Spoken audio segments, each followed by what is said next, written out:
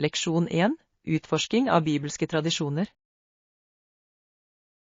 Har du lest Matteus 2,6, 4,1? Det er ganske dyptgripende. Ja, det er det. Verset taler om å være årvåken og bønnfull. Nettopp. Det understreker viktigheten av årvåkenhet i våre åndelige liv. Jeg synes det er fascinerende hvordan slike læresetninger har formet tradisjoner. Ja. Noen tradisjoner, som for eksempel skuring, kan ha røtter i disse tekstene. Det er interessant. Hvordan ble det en tradisjon? Det ser ut til at budskapet om å være årvåken førte til diverse ritualer over tid. Ja. Folk søker ofte å leve ut læren i sitt daglige liv. Har du møtt noen spesifikke tradisjoner som stammer fra denne passasjen? Det har jeg. Noen samfunn holder bønnevaker for å reflektere over viktigheten av verset. Det er en vakker måte å hedre budskapet på. Det er det virkelig. Det skaper en følelse av fellesskap og et felles formål. Jeg setter pris på hvordan gamle tekster fortsetter å påvirke moderne praksis. Ja. De tilbyr tidløs visdom som resonerer med mange. Så, synes du vi burde innlemme slike læresetninger i våre egne liv? Absolutt. Regelmessig refleksjon kan styrke vår personlige vekst. Jeg er enig. Det kan også styrke våre forbindelser med andre. Ja, det er sant. Å dele innsikt fra disse tekstene kan starte meningsfulle samtaler. La oss legge en plan for å utforske flere passasjer sammen. Leksjon 2. Raseskille. Vil vi alle komme sammen eller gå fra hverandre? Raseskille har vært USAs utfordring så lenge. Det er et dyptgående spørsmål. Historien om rasespenninger er kompleks og smertefull. Ja, det er det. Jeg tror imidlertid at det finnes håp om enhet hvis vi jobber sammen. Jeg er enig. Dialog er viktig for å bygge bro over skiller. Hvordan tror du vi kan oppmuntre til mer åpne samtaler om rase? Vi må skape trygge rom der folk føler seg komfortable med å dele sine erfaringer. Det er en god idé. Å lytte er like viktig som å snakke. Nettopp. Å forstå ulike perspektiver kan fremme empati. Har du sett noen vellykkede initiativer som har som mål å fremme enhet? Ja, arrangementer i lokalsamfunnet som feirer mangfold kan være svært effektive. Jeg har lagt merke til at kulturfestivaler ofte bringer folk sammen. Det gjør de. Mat, musikk og kunst kan skape forbindelser mellom ulike grupper.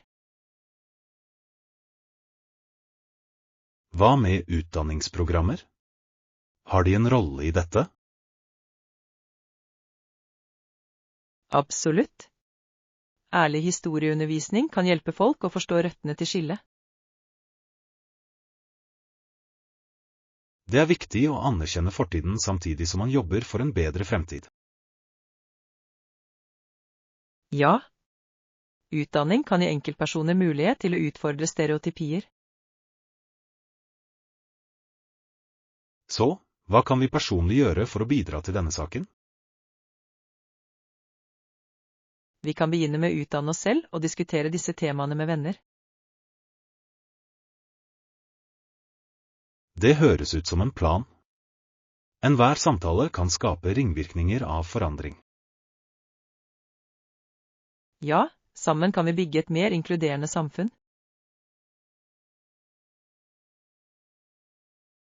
Jeg tror at endring er mulig hvis vi fortsetter å være engasjerte i reisen. Leksjon 3. Sport og nasjonal identitet. Dominansen til profesjonell idrett kan noen ganger føles som en trussel mot kanadisk uavhengighet. Jeg forstår hva du mener. Idrett er en så viktig del av vår nasjonale kultur. Nettopp. Hockey, for eksempel, er en stor del av identiteten vår. Ja. Likevel kan fokuset på profesjonelle ligaer overskygge lokale lag og breddeidrett.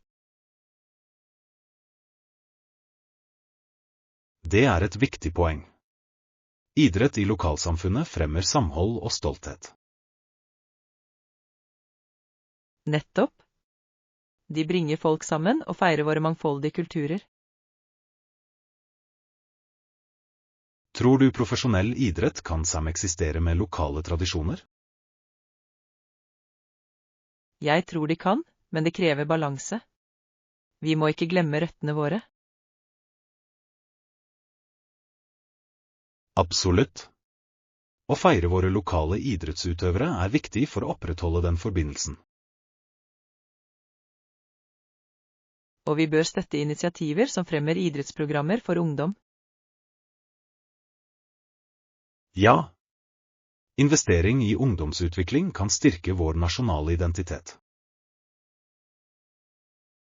Har du noen gang deltatt i lokal idrett? Jeg spilte i en lokal fotballiga i flere år. Det var kjempegøy. Det hørtes gøy ut. Jeg pleide å spille basketball med venner. Idrett i lokalsamfunnet skaper varige minner og vennskap. Ja. Disse opplevelsene former vår forståelse av samarbeid og utholdenhet. Så, hvordan kan vi jobbe for en balanse mellom profesjonell og lokal idrett? Vi kunne organisere arrangementer som fremhever lokale talenter og feirer prestasjonene deres. Det er en strålende idé. Å vise frem lokale idrettsutøvere kan inspirere andre. Nettopp. Det forsterker viktigheten av sport på alle nivåer. Jeg er begeistret for vekstpotensialet i idrettskulturen vår. Leksjon 4. Personlig vekst og vennskap. Jeg har forandret meg. Jeg har blitt mindre sjenert det siste året. Det er fantastisk å høre. Hva tror du bidro til den endringen? Jeg tror jeg har lært at å få venner handler om å være åpen og imøtekommende. Absolutt. Det krever mot å gå ut av komfortsonen. Ja. Jeg begynte å delta på flere sosiale arrangementer, og det gjorde en forskjell. Det er en god strategi. Å møte nye mennesker kan være skremmende i starten. Det var det, men jeg fant ut at folk flest er vennlige og imøtekommende. Nettopp. Ofte er vi alle bare ute etter tilknytning. Har du hatt lignende erfaringer med å få nye venner? Definitivt. Jeg var ganske reservert før, men jeg har lært meg å delta i samtaler. Hva endret seg for deg? Jeg innså at alle setter pris på et ekte smil og en vennlig holdning. Det er så sant. Positivitet kan være smittsomt. Ja. Jeg begynte også å bli med i klubber som interesserer meg. Det er en fantastisk måte å møte likesinnede på. Det er det virkelig. Delte interesser gir en umiddelbar forbindelse. Så, hvilket råd ville du gitt til noen som sliter med sjenanse? Jeg vil si at du skal begynne i det små. Begynn med enkle hilsener og bygg videre derfra. Det høres tilnærmelig ut. Hvert lite skritt kan føre til større selvtillit. Nettopp. Selvtilliten vokser med hver interaksjon. Jeg er glad for at vi kan dele reisene våre sammen. Leksjon 5. Planlegging av et europeisk eventyr. Jeg har alltid drømt om å utforske Europa. Har du noen råd om planlegging av en slik tur? Absolutt. Først bør du bestemme hvilke land du vil besøke. Det gir mening. Det er så mange fantastiske steder å velge mellom. Ja. Tenk over hva som interesserer deg mest, historie, kunst, mat eller natur. Jeg elsker historie og mat. Det begrenser det litt. Gode valg. Land som Italia og Frankrike tilbyr rik historie og utrolig mat. Jeg er enig. Jeg har alltid hatt lyst til å prøve autentisk italiensk pasta. Du må. Vurder også hvor lenge du planlegger å bli på hvert sted. Jeg skulle gjerne tilbrakt minst et par dager i hver by. Det høres ideelt ut. Det lar deg utforske uten å føle deg stresset. Bør jeg også se på transportmuligheter mellom landene? Ja. Tog er en fantastisk måte å reise rundt i Europa på. Jeg har hørt at togsystemet er effektivt og naturskjønt. Det er det virkelig. I tillegg kan du nyte vakker utsikt underveis. Hva med overnatting? Noen anbefalinger? Jeg foreslår å bestille en blanding av hoteller og lokale vandrehjem for en unik opplevelse. Det er en god idé. Jeg vil gjerne møte nye mennesker på reisene mine. Nettopp.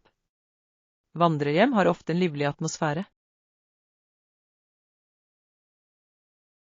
Bør jeg også lære noen grunnleggende freischer på hvert språk? Ja. Litt innsats gjør mye for å komme i kontakt med lokalbefolkningen. Jeg skal øve på hilsener og høflige uttrykk. Perfekt. Det viser respekt og kan forbedre opplevelsen din. Jeg blir gira bare ved tanken på denne turen. Leksjon 6. Utforsking av kulinariske eventyr. Jeg gleder meg til å prøve flere retter i løpet av turen vår. Jeg også. Jeg har hørt at gatematen deres er helt fantastisk. Ja. Gatemat viser ofte frem det beste av lokale smaker. Nettopp. Hva gleder du deg mest til å prøve? Jeg gleder meg til å prøve de berømte tacoene. Jeg har hørt at de er helt fantastiske. Tacoene høres deilig ut. Jeg gleder meg også til å prøve de lokale bakverkene. Bakverk? Nå har du oppmerksomheten min. Hva slags bakverk tenker du på? Jeg hørte om en søt godbit som heter churros. De skal visst nok være herlige. Churros er fantastiske. Sprø utenpå og myke inni. Ja, og de serveres ofte med sjokoladesaus til dipping. Det høres himmelsk ut. Vi må finne den beste churroselgen. Definitivt. Jeg skal gjøre litt research for å finne lokale favoritter. Hva med drikke? Noen spesielle drikker du vil prøve? Jeg gleder meg til å prøve ferske fruktjuicer. De er ofte så forfriskende. Ja. Jeg elsker hvor livlige og smakfulle de er. Og hva med å prøve lokal kaffe? Jeg har hørt fantastiske ting. Jeg er enig. Kaffekultur kan være så rik og mangfoldig. Det høres ut som turen vår blir et kulinarisk eventyr. Absolutt. Hvert måltid vil være en ny opplevelse. Jeg blir spent bare ved tanken. Jeg også. La oss sørge for å dokumentere matreisen vår. Leksjon 7. Håndtering av skolearbeidspress. Hva om jeg ikke klarer å holde tritt med skolearbeidet? Bare ta det en dag av gangen og be om hjelp når du trenger det. Det høres rimelig ut, men noen ganger føles det overveldende. Jeg forstår. Mange elever føler det slik på et tidspunkt. Hvordan håndterer du arbeidsmengden din? Jeg prioriterer oppgavene mine og deler dem opp i mindre steg. Det er en smart strategi. Det gjør at ting føles mer håndterbare. Ja. Jeg har også en planlegger for å holde oversikt over tidsfrister og oppgaver. Det burde jeg prøve. Jeg glemmer ofte terminer. En planlegger kan hjelpe deg med å holde orden og redusere stress. Hva om jeg fortsatt føler meg fortapt til tross for innsatsen min? Det er viktig å søke hjelp. Lærere og klassekamerater kan gi støtte. Det er sant. Jeg nøler noen ganger med å stille spørsmål. Mange elever føler det på samme måte, men å stille spørsmål er viktig for å forstå. Det skal jeg huske. Hvordan håndterer du studieøkter? Jeg studerer i grupper når jeg kan. Det gjør læringen morsommere. Det høres gøy ut. Å dele ideer kan forbedre forståelsen. Nettopp. Vi kan motivere, oppmuntre hverandre. Så, hva er ditt råd for å holde fokus i studietiden? Jeg foreslår å sette seg konkrete mål for hver økt og ta pauser. Det høres nyttig ut. Korte pauser kan lade opp tankene dine. Ja. Det forebygger utbrenthet og gjør læringen morsom. Takk for tipsene. Jeg føler meg tryggere på å håndtere skolearbeidet mitt. Leksjon 8. Å lage planer. Har du en dato og et sted i tankene for arrangementet? Jeg tenkte på neste lørdag på Samfunnshuset. Det høres lovende ut. Jeg skal sjekke timeplanen min og gi deg beskjed. Perfekt. Jeg håper du klarer det. Det blir sikkert kjempegøy. Jeg vil ikke gå glipp av det. Hvilke aktiviteter har du planlagt? Vi skal ha spill, musikk og litt deilig mat. Det høres ut som en flott kombinasjon. Trenger du hjelp med noe? Ja. Jeg kunne trenge litt hjelp med å sette opp pynten. Jeg hjelper gjerne til med det. Jeg har et talent for å sette ting sammen. Det er fantastisk. Jeg setter pris på støtten din. Bør vi også vurdere å invitere flere? Absolutt. Jo flere, jo bedre.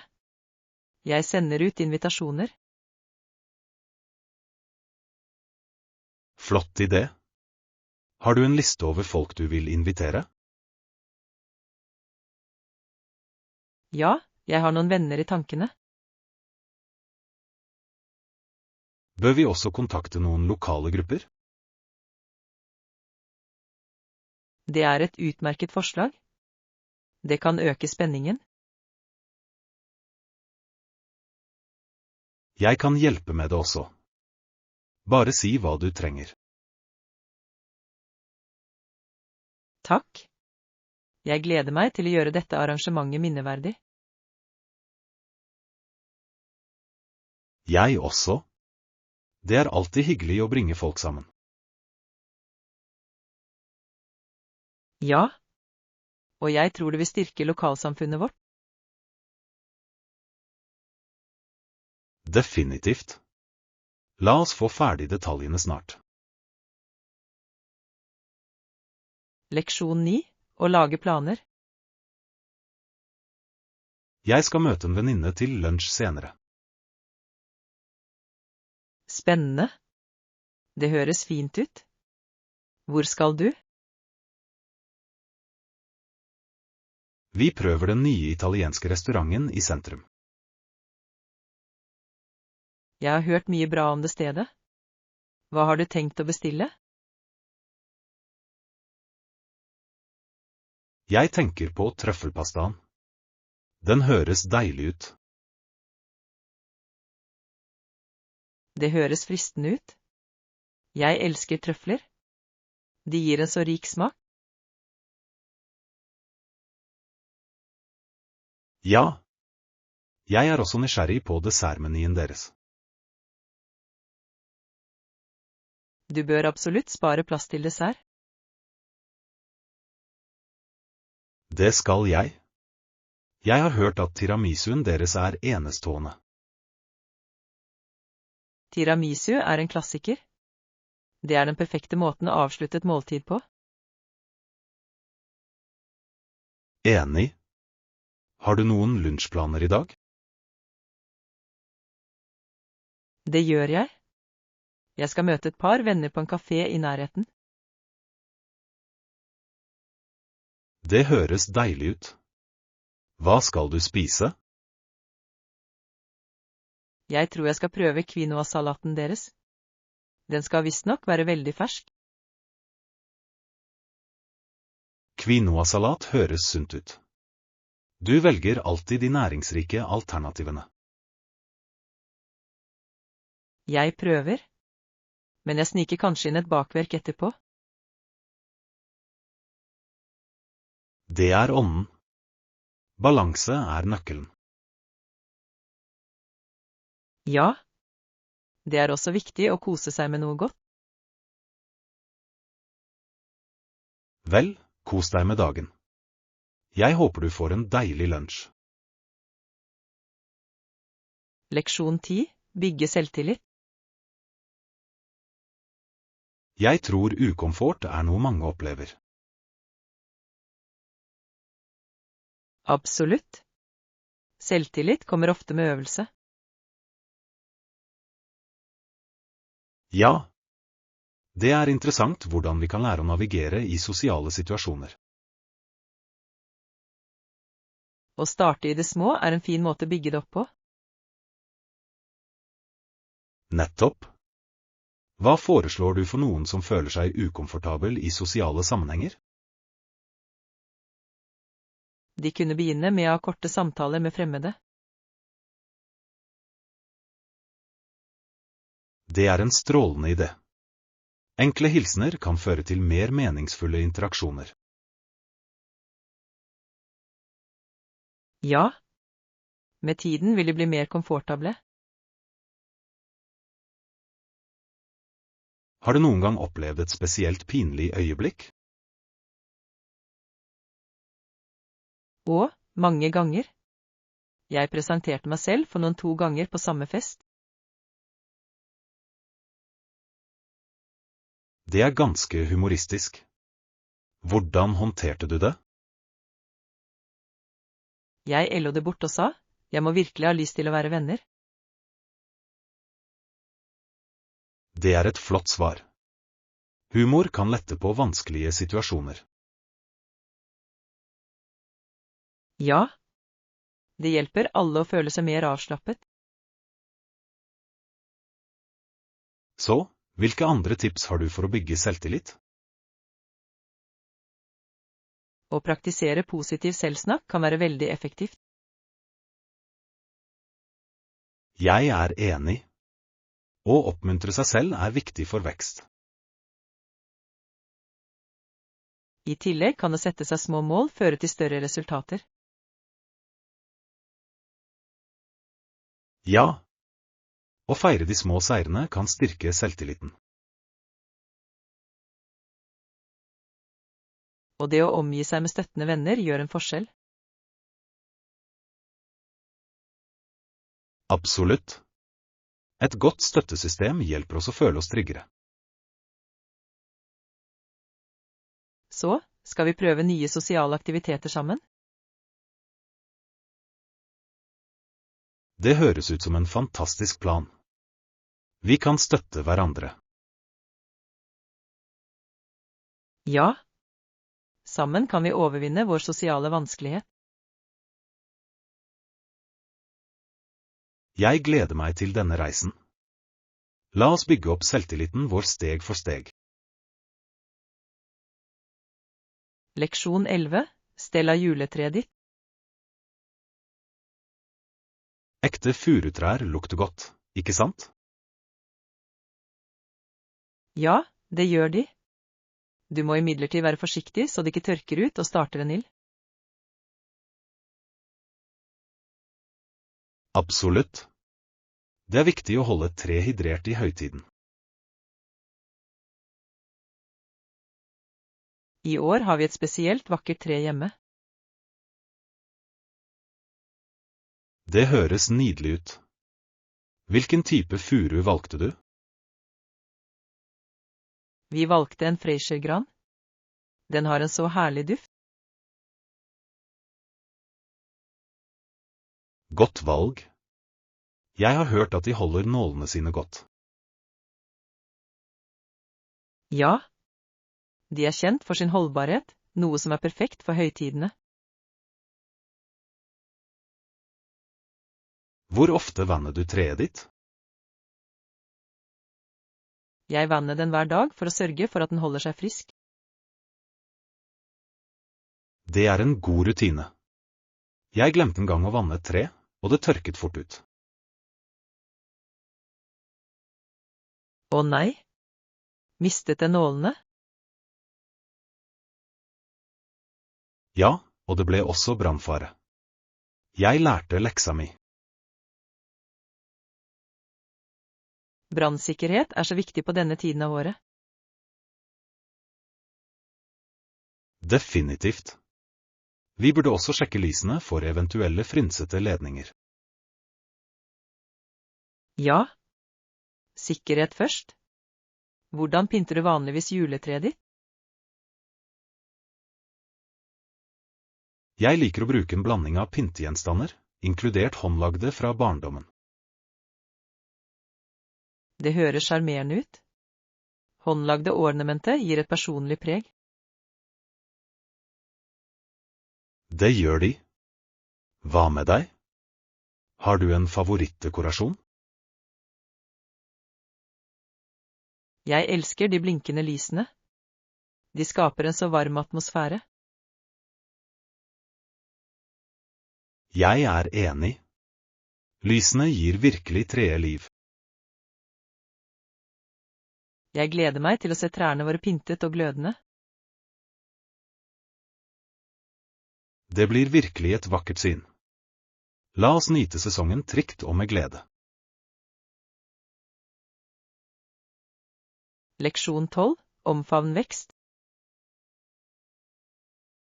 Livet er litt av en reise, ikke sant? Nettopp.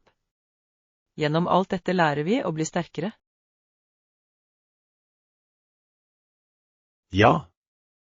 Hver utfordring lærer oss noe verdifullt. Jeg har møtt mange hindringer, men jeg finner alltid et lyspunkt. Det er et flott perspektiv. Hva er en lærdom du har lært i det siste? Jeg lærte viktigheten av tålmodighet.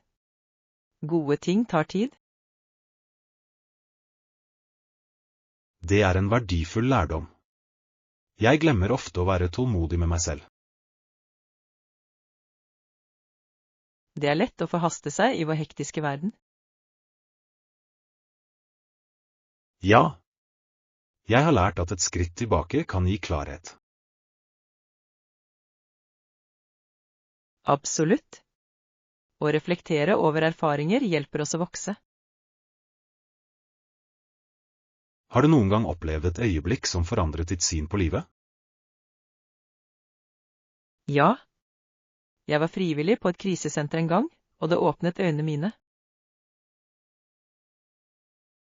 Det hørtes effektfullt ut. Hva tok du med deg fra den opplevelsen? Jeg innså hvor heldig jeg er og hvor viktig det er å gi tilbake. Det er en vakker lærdom. Å hjelpe andre beriker våre egne liv. Nettopp. Det skaper en følelse av fellesskap og tilknytning. Så, hvordan fortsetter du å fremme din personlige vekst?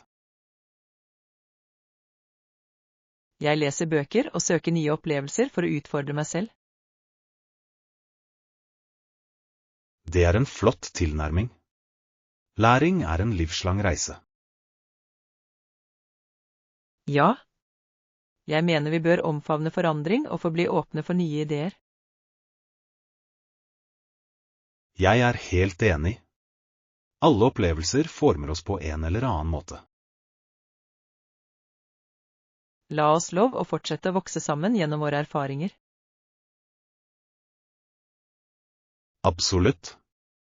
Å støtte hverandre gjør reisen enda mer givende. Leksjon 13. Reiseforberedelser. Ved uforutsette forsinkelser er det lurt å ha en reserveplan. Det er en god idé. Hva med å reservere overnatting på forhånd? Ja. Å bestille hotell på forhånd kan spare deg for mye stress. Nettopp. Det sikrer også at du har et sted å bo, uansett hva som skjer. Har du noen gang opplevd en situasjon der du måtte endre planene dine i siste liten? Ja. En gang var flyet mitt forsinket, og jeg måtte finne et hotell raskt. Det må ha vært stressende. Hva gjorde du? Jeg endte opp med å bruke en reiseapp for å finne et hotell i nærheten med ledig kapasitet. Det er et smart trekk. Teknologi kan være ganske nyttig i slike øyeblikk. Det er det virkelig. Jeg vil anbefale å laste ned slike apper før du reiser. Flott forslag. Jeg skal sørge for å ha noen på telefonen min. Vurder også å sjekke avbestillingsreglene når du bestiller. Det er viktig. Fleksibel politikk kan utgjøre en stor forskjell.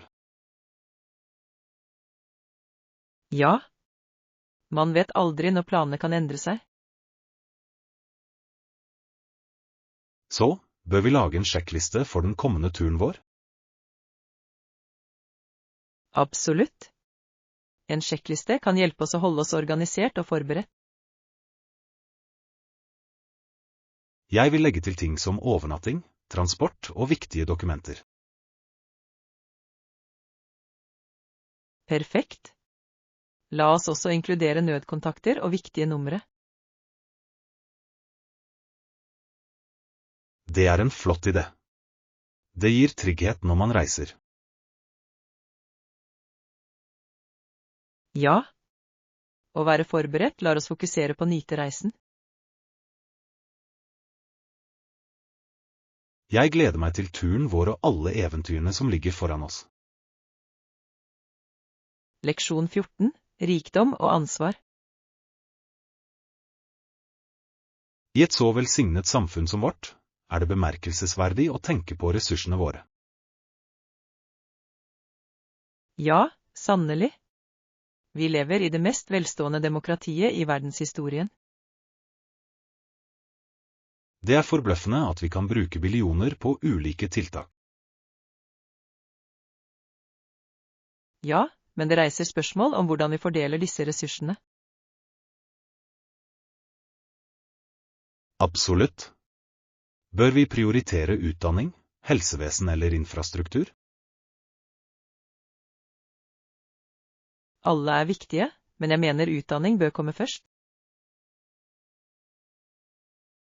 Jeg er enig. Investering i utdanning legger grunnlaget for en bedre fremtid. I tillegg kan utdannede borgere bidra mer effektivt til samfunnet. Det er helt sant. Hva synes du om formuesforskjellene i landet vårt? Det er bekymringsfullt. Med så mye rikdom er det trist å se ulikheten vedvare. Ja. Vi må finne måter å sikre at velstand når alle. Kanskje vi burde fokusere på sosiale programmer som løfter de vanskeligstilte. Det er en god idé. Programmer som gir støtte kan gjøre en forskjell. Og vi bør oppmuntre til filantropi blant de velstående. Definitivt. De som har råd har et ansvar for å hjelpe andre.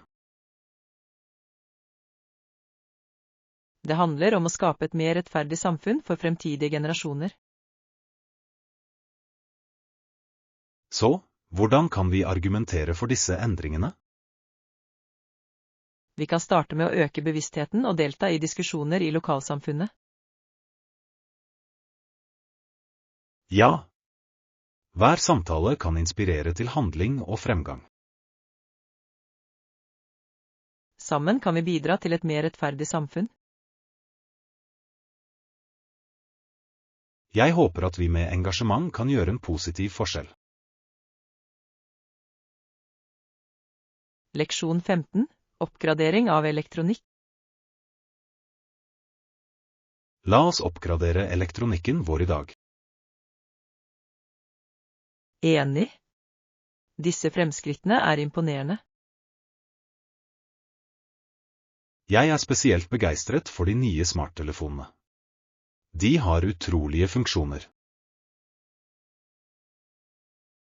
Ja. Kamerakvaliteten er enestående. Jeg elsker hvordan de fanger opp detaljer. Nettopp. Jeg kan ikke tro hvor mange linser de har med nå. Det er som å ha et profesjonelt kamera i lommen. Har du sett de nyeste nettbrettene? De er så allsidige. Ja. Noen kan til og med fungere som bærbare datamaskiner. Det er bemerkelsesverdig. Jeg elsker ideen om å ha alt på én enhet. Det gjør det mye enklere å jobbe på farten. Hva planlegger du å oppgradere? Jeg vurderer å kjøpe en ny bærbar PC. Min begynner å bli ganske treg. Det er et klokt valg. En raskere bærbar PC kan forbedre produktiviteten. Tenker du på å oppgradere noe? Jeg kan kanskje vurdere en smartklokke. De virker ganske nyttige. Smartklokker er supre. De hjelper med å spore trening og få varsler. Ja. I tillegg ser det stilig ut også. Burde vi sjekke ut tilbehørsseksjonen også? Helt klart. Jeg trenger et nytt deksel til telefonen min. Og jeg vil se om de har noen kule hodetelefoner. Flott idé. Kvalitetshodetelefoner kan forbedre lytteopplevelsen. La oss utforske og se hvilke tilbud de har i dag. Leksjon 16. Å ta skritt mot vekst. Det er normalt å føle seg overveldet til tider, ikke sant? Ja, det er det absolutt. Mange opplever lignende følelser. Jeg blir ofte usikker på hvordan jeg skal gå videre. Det er helt forståelig. Det er viktig å ta det skritt av gangen.